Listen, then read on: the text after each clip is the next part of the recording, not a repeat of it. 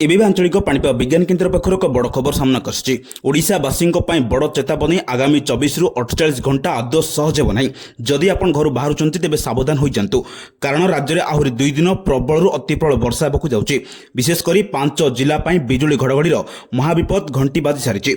जदि पर्यंत वीडियो को लाइक करना वीडियो को लाइक करने सह चैनल को सब्सक्राइब कर कमेंट माध्यम जानतु आपण क्यों जिले देखुं जहाद्वारा यह गुरुत्वपूर्ण खबर आपण पाखे सारे पहुंचार चलतु लेट नक खबर पर नजर पकेबा। आंचलिक पाणीपाग केन्द्र सूचना अनुसार ओडिशा उपर एक सक्रिय ट्रफ लाइन रही है प्रभाव में कालबैशाखी तांडव जारी रवन वेग घंटा प्रति 40 रु 50 किलोमीटर पर्यंत हो पारे 5 जिला को एथिपाई हाई अलर्ट रखा जो वज्रपातर सबुठ अधिक आशंका रही यही समय बिजुली मारुथिबा बेले गछ मूले आश्रय नेबाकू संपूर्ण मना कर